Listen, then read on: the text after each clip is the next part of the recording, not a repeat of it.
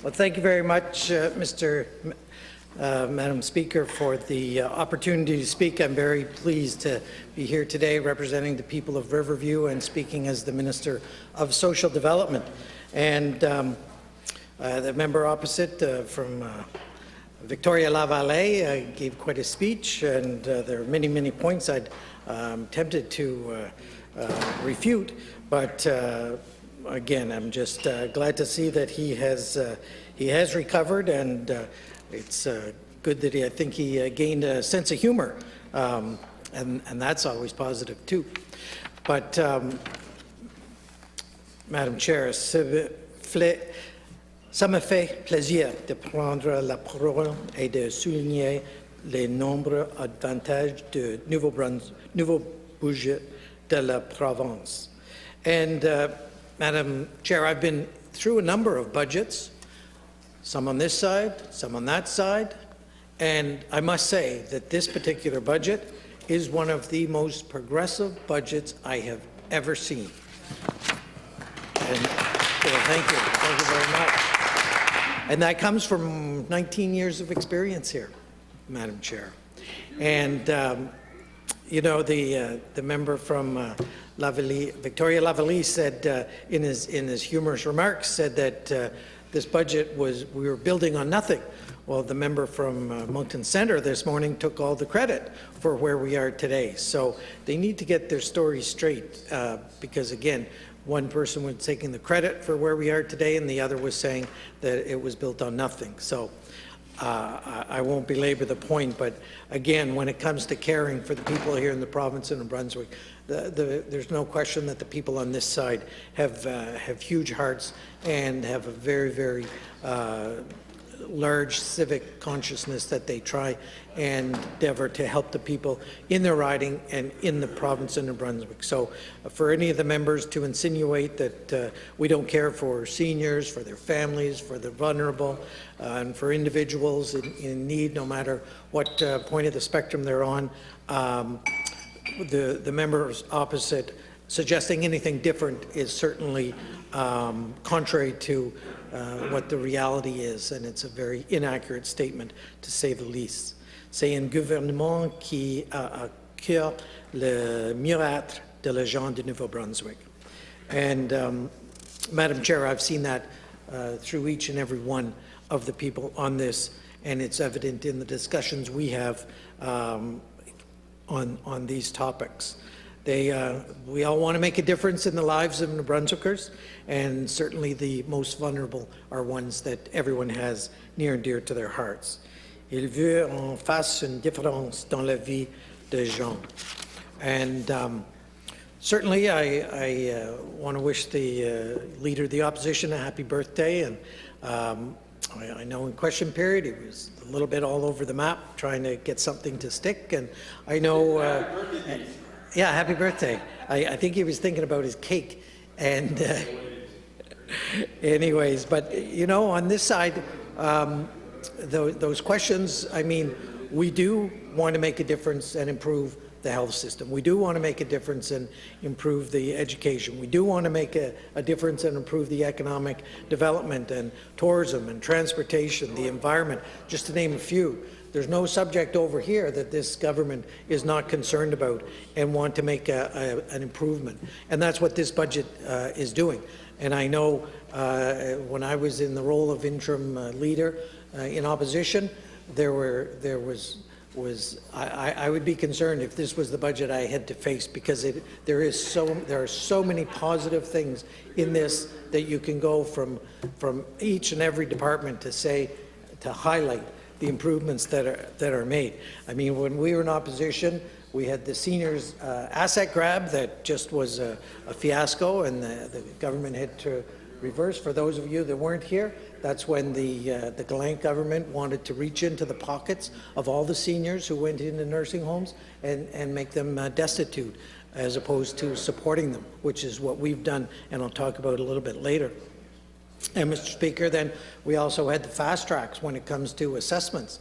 You know, the members opposite talk about the assessments being a difficult file. Well, when they were in government, they were given the direction to SMB to just fast track the assessments, and Again, there was some heavy discussions on that, and again, we are taking a proactive response to the economy, and I think we've done that in a balanced way, and that's where I'll be, we're talking about that, and I know some of my other ministers too. But I do want to, before I get too far, just a shout out and a thanks to not only the supporters of mine in the riding, but also my family, my wife Nancy. Our children are grown now and in New Brunswick here, contributing to the economy.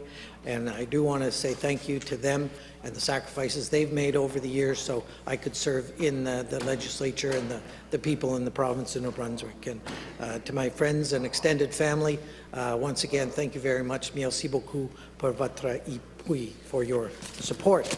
And I personally want to thank the government for giving me the responsibility, and the Premier giving me the responsibility of Minister of Social Development.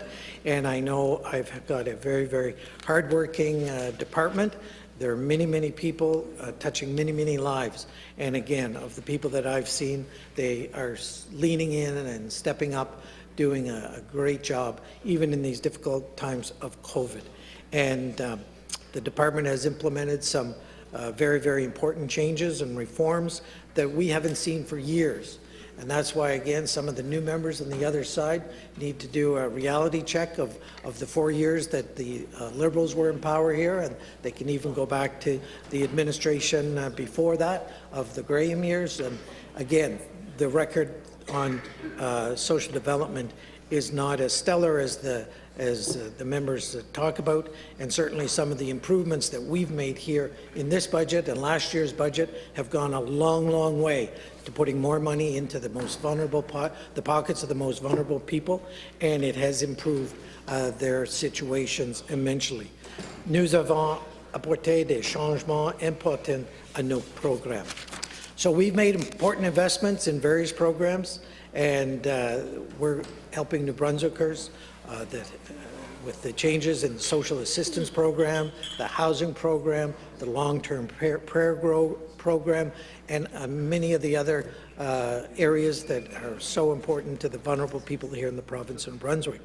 So with all the work being done, this is the second very progressive budget in a row. So it's clear to see how forward-thinking that this government is and how compassionate this government is too, because we are taking care of the most vulnerable. Ces changements sont possibles grâce à l'appui du gouvernement. So with a goal to ensure that all New Brunswickers have an opportunity to live their lives to the fullest and with dignity, the work being done at social development falls perfectly within the government's push for social improvement. Helping New Brunswickers' aging population live healthy and happy lives is important for all, Mr. Speaker. New Brunswick, as everyone knows, has a rapidly aging population, higher percentage of individuals and adults over the age 65, and that does cause pressures on the system. And I know, Mr. Speaker, every day we're getting a day older, and as they add up, again, that's contributing to the increase in the average age. Nous devons préparer le Nouveau-Brunswick à mieux répondre aux besoins des personnes âgées.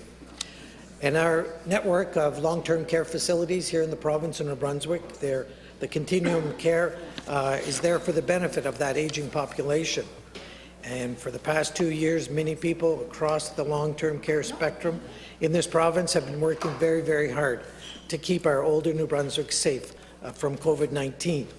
I want to take this time to sincerely thank all those long-term care staff for their dedicated work that they've been doing, keeping everyone safe as possible in these uncertain times. Je veux dire merci à tous les travailleurs de soins de longue durée. So we sincerely appreciate the work that they accomplish each and every day, and sometimes it goes unnoticed, but Mr. Speaker, we certainly notice it here in this government, and many frontline workers to continue to work in places like special care homes, nursing homes, to keep everyone safe and healthy.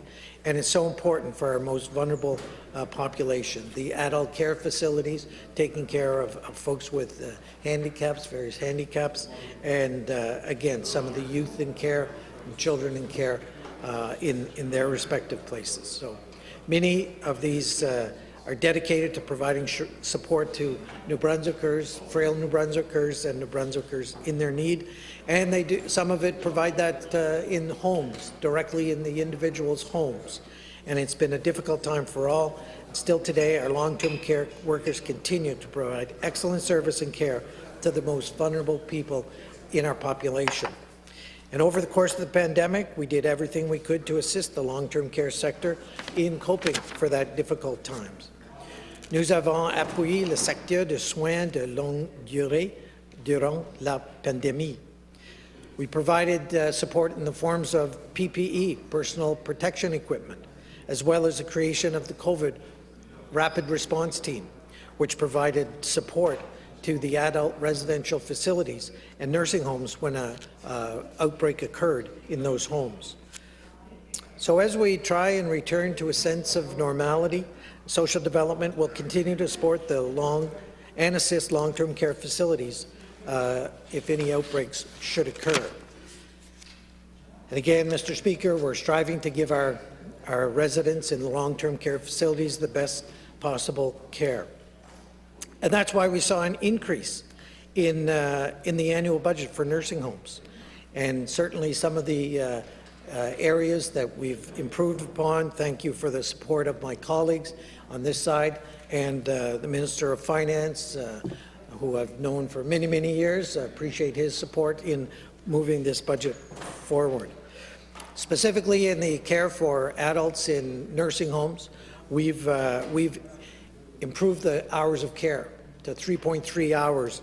And Mr. Speaker, that's a huge increase because it means that there's the staff in the nursing homes, such as registered nurses, licensed practitioners, the residential assistants, they'll all have more time in order to provide care for the seniors. And this is no small investment, Mr. Speaker. This is approximately $15 million when it's all, that increase in itself will be increased, $15. So that's a very, very important step to ensure the high quality of care for our seniors. Cela va fournir plus de soins aux résidents. So we, as you know, in addition to increasing the investments of service, we're also creating investments in infrastructure.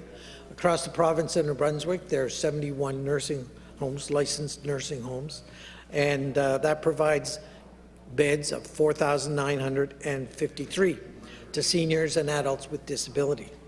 And thanks to the support of this provincial budget and along with the future plans, we plan to increase that number to 80 licensed nursing homes in the coming years. And that's based on the nursing home plan that was put in place and is being executed. We'll see an additional 600 beds in nursing homes across the province to cope with the aging population and increasing aging population. And Mr. Speaker, I've announced new nursing homes in Fredericton and Moncton that will be opened in 2023 and 2024. And those new projects are in addition to nursing home announcements last summer in Moncton and also in St. John. And as members across the way know, we have discussions underway with proponents for a nursing home in the Acadian Peninsula, and as well there's a project in Shediac moving along, and we hope to have more announcements on those in the not-too-distant future. Nous continuerons nos discussions pour de nouveaux foyers de soins dans la péninsule acadienne et à Shediac. Shediac's booming metropolis, or a booming area these days, as are a number of other of those communities that need the addition of beds and addition of infrastructure to care for the seniors. So thanks to the investment of this progressive budget, we are pursuing that plan and continuing that development. And again, there'll be more announcements later. Also, along with the nursing homes, there's 475 adult residential facilities in the province, and they provide care to about 7,000 residents, which include the frail seniors and adults with a disability. And they include special care homes, memory care, and generalist care homes, and community residents. So there's a number of choices, depending on the level of care needed by the individuals, where they can choose where to go. And we continue to work with these facilities, and they provide essential services. And Mr. Speaker, we're increasing funding to alleviate some of the increase in operational cost of these facilities. They've been facing these facilities during COVID and over the last 2 years, and I was pleased to say in an announcement the other day that for the 21-22 fiscal year, the government provided a retroactive payment of $20 million through an increase to the per diems in the service providers. In addition to that, there's going to be a permanent increase of $10 per resident per day, and that will come into effect January 1st, 2023. So together, those two announcements represented a total increase in investment of $27.4 million. Exactly. Thank you very much. That was well received by the sector. So when you look at that investment announcement plus the annual budget that's already there, that's a total budget commitment of $197 million this year for those particular sectors in the population. And we did that through consultation with the Special Care Home Association and the Francophone Association. They were working together. And again, we all sat around the table and worked as to where that per diem should be.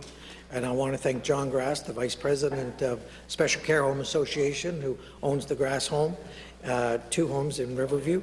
And he was the lead in the committee and and the department and their committee, and we had consultants and worked very, very hard. And we came up, the per diem will vary depending on the level of care and which type of home, somewhere from $100 up to $163.91.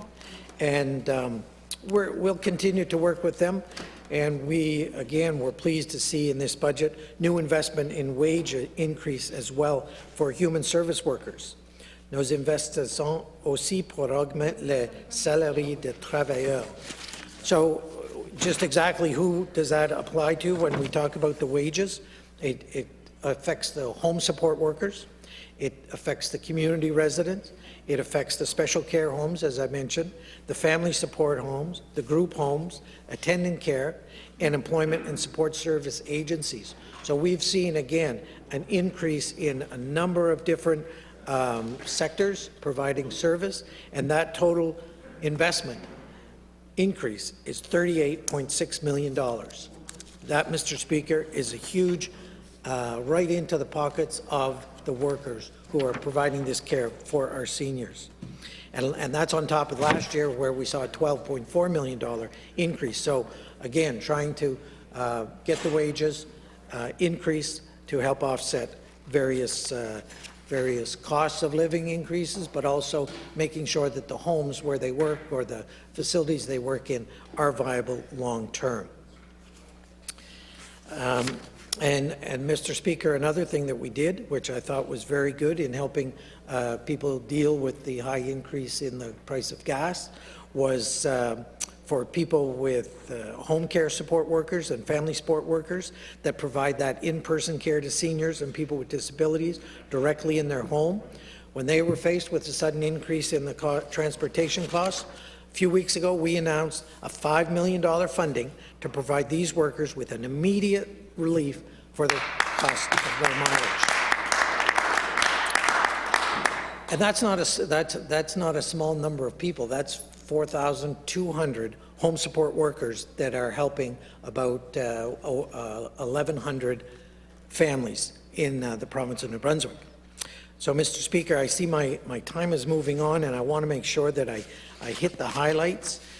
because there's so much in this budget that is so important. And, you know, Mr. Speaker, we try and, again, have everyone in New Brunswick thrive, and we've been working with PEDAL, we've been working with Health, we've been working with OMB to try and, again, give the people an opportunity that are, have been, you know, facing obstacles and find themselves on social assistance.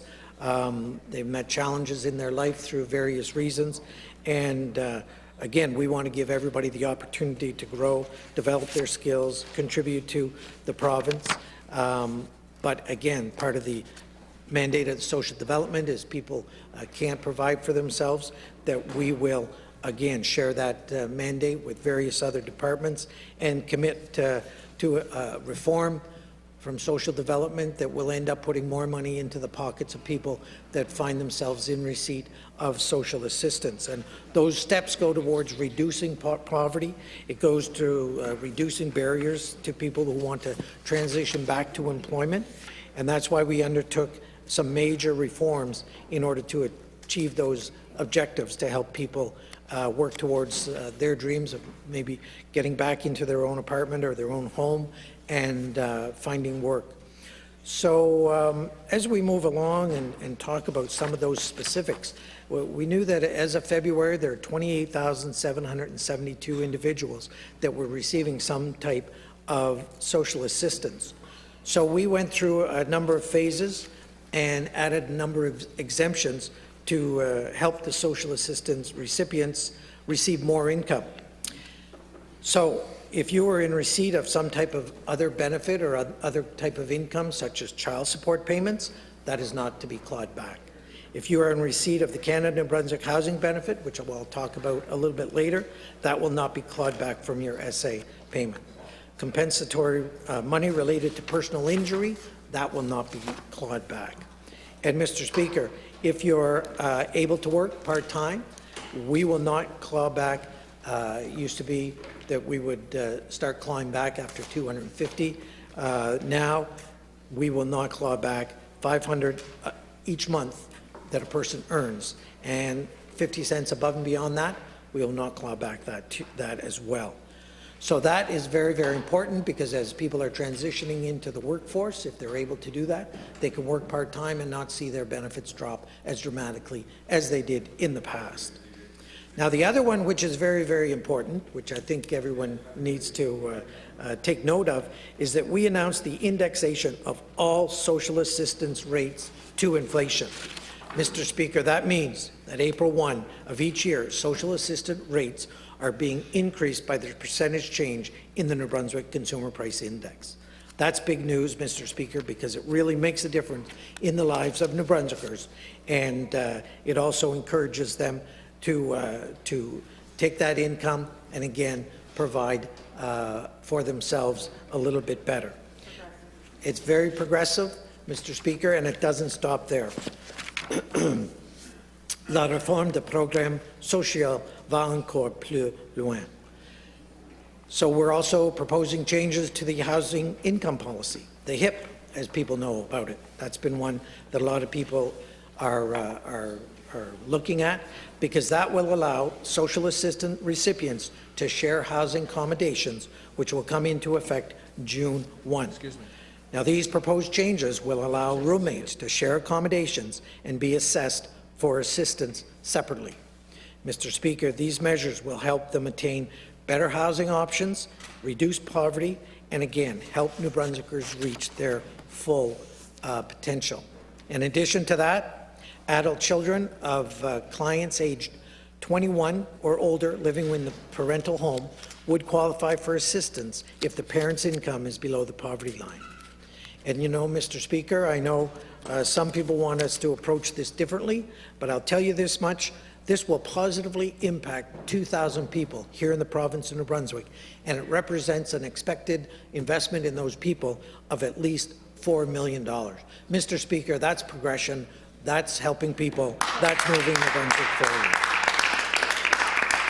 So when we take all these reforms together, and add up the investment that we're making in the vulnerable population, it comes to over $23 million that are expected to impact and improve the lives of over 28,000 New Brunswickers, and that includes their children as well. C'est un investment de 23 millions de dollars pour aider les gens, including les enfants. And Mr. Speaker, it doesn't stop there. We're not done. We've got more work to do. We know that. And we continue to do that. As our good friend Mr. Robichaud used to say, Serge Robichaud was MLA, we do the work. This is government. Yes, sir. But our next step in the reform will address the needs of individuals with disabilities. Mr. Speaker, I want to remind you last fall we formed a task force composed of representatives from various sectors. It was created to review disability support services and programs offered by the Department of Social Development, including income support. Now, this task force will advise the department on issues related to enhancing support services and coordinating delivery of these services. So you can see, Mr. Speaker, from all the reforms I've talked about, the reforms we're going to be moving forward with, that this government is making a genuine commitment to improving the lives of many New Brunswickers. La réforme des programmes sociaux est un engagement solide du gouvernement. And again, this budget is allowing to put our commitment to helping the vulnerable population in the province. It's putting those commitments into action. It's not just empty promises. It's action, getting results. And again, this is not just a short term, but these reforms will help people in the long term. And I want to touch, Mr. Speaker, as my time goes by quickly, about the housing sector, because again, that's been in the news a significant amount, and it is an important, very important part of the mandate here and of this government. And the development of affordable housing, it's a key element in our efforts to create, again, vibrant and sustainable communities and the people who find themselves in a very difficult situation. It certainly has a huge impact on the communities, particularly the most vulnerable. And everybody's talked about the rental market. We know that. And a year ago, the Premier put together a 90-day rental review. It was a comprehensive review. It touched on all sides of all sectors, whether you're a landlord or whether you're a renter and a developer, all places in between. There were about 13 recommendations covering various departments, but the main conclusion was this is not a quick fix, it's not an easy fix, and we would continue to monitor it. So as we monitor that and continued to be a government that listened, we saw that there are more changes needed to be made, and that's why you'll see changes in the legislation coming to increase the protection for the renters, plus you'll also see tax reductions for the landlords. And again, this is a balanced approach, Mr. Speaker, and we're confident that the market will be able to meet the demand. And you just look around, the sky cranes, it's evident in various locations that there are more apartment buildings coming. There are more apartment buildings that will meet the need, and that'll, again, cause more options for people looking for affordable rentals. And there's even 2 sky cranes in Riverview, which is great to see, the development there. And most of that is it is for multiple units, multiple residents. So that will hopefully alleviate some of the pressures. And again, I commend the Minister of Finance for the major initiatives as the budget that will, again, promote the development. And again, the phased-in reduction to the property tax is very, very good incentive for the developers. And Mr. Speaker, when we were here in the Alward years, and the present Premier was the Minister of Finance, we went down the road of reducing the provincial portion of the tax on multiple units and on non-residential properties. We started down that path because we felt it would increase the development here in the province of New Brunswick, add more units to the market, which would allow more people to live in those units. Because again, supply and demand, simple economics 101. And what happens when the Liberals took over from the Alward government? they reversed that tax reduction.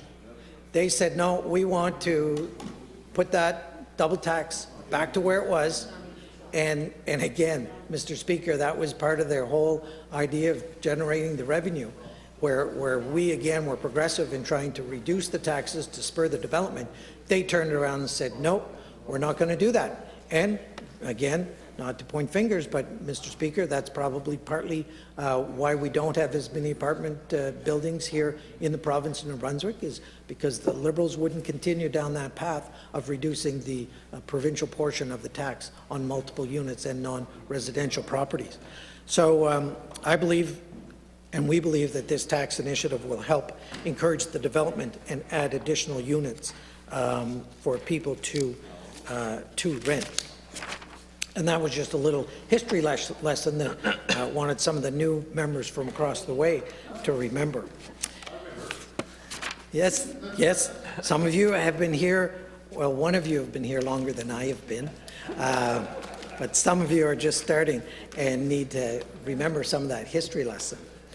So anyways, we know that there's challenges in the rental market, and we know there's challenges in the housing market, and we know that, again, providing protection for the tenants and again, tax reduction for the landlords is a good balance, and hopefully, again, we'll see those positive investments come together and help work on some of that. So let's talk about affordable housing for a minute, or well, probably 9 minutes, because that's all I have left.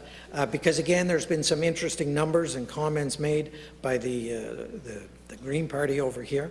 And I want to again set the record straight that in the last 2 provincial budgets, there's been an increase of 19% in the funding allocated towards housing and homelessness. So that means that just that 19% means an increase of $120 million to housing and homelessness here in the province of New Brunswick. Thank you very much. And with that support, we're working with developers on affordable housing projects. And Mr. Speaker, there was a 10-year plan. And that 10-year plan was a federal provincial housing strategy, investing $300 million.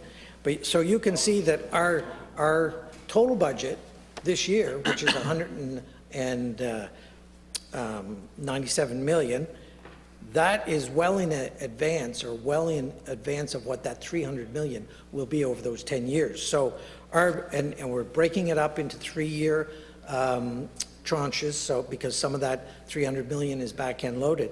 But our objective was to create 151 new affordable housing units within that mandate, and a total of 1,200 over the 10 years.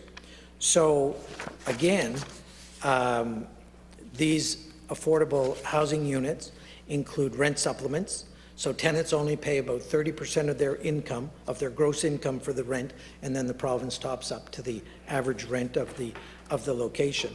And Mr. Speaker, our target of 151 in that first 3-year target, I'm pleased to say that since April 2019, we have actually put in 172 new affordable housing units. So we've actually exceeded what our target was, Mr. Speaker. And we're going to do another 3-year plan, and the expectation is we're going to even double what that target was in the first 3-year plan. So there were some numbers that again, the Green Party neglected to talk about, because since April 2019, we put in 55 new rent supplements and 30 new portable rent supplements, which is, again, a huge investment, over $1 million. So all totaled, since April 2019, when you look at the rent subs, the new housing, the portable rent subs, and it's actually helping more than 3,200 households have been housed and assisted through the provincial housing. And that 3,200 households came off the provincial wait list. So we continue to move that list along as best as possible. And we've got a number of significant projects that are going to, again, depending on what sector you're looking at, from people looking from the emergency to more sustainable temporary residence into the longer market. There's a number of projects around the province that are very, very innovative and very interesting. Of course, the one in Moncton that I'm interested in, and with the support of the Moncton Caucus, the Rising Tide Project, which is a $6 million investment over 3 years. It's a commitment, and they're going to add 155 units. And we did a tour of their third property just a couple of weeks ago, which will house 30 people. And that one is in partnership with Crossroads for Women. So again, it's for women and children who are in a vulnerable situation or have been exposed to violence. So that's a huge investment, and it's a huge lift to the number of people who can be housed in a safe and secure environment. Dale Hicks is the CEO, and he is driven. I've asked him, why do you do this? And he just has a purpose and a cause that he wants to help as many as we can. Yeah.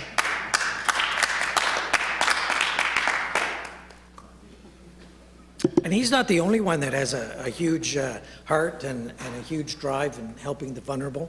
Marcel Lebrun across the river in the 12 Neighbors Project, Minister DTI and I toured that location just before Christmas, and we saw the progress that he's made, and we're going to invest $1.4 million in that project, Mr. Speaker, which will create over 100 spaces for people to be lodged. They're mini homes, small mini homes, and when I say over 100, there'll be 100 homes, but some of them house two people and maybe a child. So again, I asked Marcel, why do you do that? And again, he's got a huge heart, and he's actually putting a significant investment himself into this 12 Neighbors. People should check it out because again, it's meeting the needs. And it's not just the provincial government. Again, we're working with NGOs, we're working with the municipalities are coming online. City of Fredericton helped pay for a homeless shelter for a number of weeks here this winter. And again, the members down in the St. John Caucus have been helping with warming shelters, and our caucus chair, Moncton South, has been working very, very hard with the Moncton Caucus on working with the shelters and making sure there are enough beds available for the people who are looking for shelter. Mr. Speaker, you can look at the effort and amount of money that's been put into that, probably $15 million, and we continue to make that commitment that we will help people and the most vulnerable. We'll continue to provide the assistance to that sector. So I know my time is running out here, and I had a number of other, I know, a number of other things. But the one I want to touch on too, which the Green Party forgot to mention the other day, was the New Brunswick Canada Housing Benefit Program, which again is collaboration between the feds and the province. And so far, it's collaboration between the feds and the province. Sorry, trying to say too much in a short period of time. I know. That has helped nearly 1,000 low-income families here in the province of New Brunswick. And that investment is putting the cash directly into their pockets. And that's going to help them either pay for their accommodations, help them with food, clothing, help them get a training for a job. And the average amount is $392 per month, Mr. Speaker. That's the benefit that is going directly to those 1,000 low-income families here in the province of New Brunswick. That's action today. That's moving today. We do the work, Mr. Speaker. And when you look at how many people that helps, there's about 3,300 people in that 1,000 families when you include spouses and children. And Mr. Speaker, the work's not done. We know that. We'll continue to work with other levels of government, be they the municipalities, the federal government, the for-profit and not-for-profit. Mr. Speaker, since 2019, we've taken nearly 800 at-risk homeless individuals and moved them along the continuum to put them into apartments. And there's one area that I really want to talk about, and that's the capital investment that this government is going to put into people that want to develop affordable housing. We've increased it up to $60,000 from $40,000 and $70,000 if you're a nonprofit group or a co-op. Mr. Speaker, that money is available to, again, spur the economy, help developers build affordable housing units, and that's government works. And this budget that everyone should vote for, Mr. Speaker, is a progressive budget that helps vulnerable people here in the province of New Brunswick. I appreciate the work everyone's done to put this budget together, and again, I congratulate the Minister of Finance on preparing a great budget and presenting it. It's good news, Mr. Speaker. The members of the opposition are finding a tough time to criticize it, and so they're all over the map trying to find the little what about this, what about this. But, Mr. Speaker, by and large, this budget addresses all the needs here in the province of Brunswick. Thank you. The Deputy to Kingston.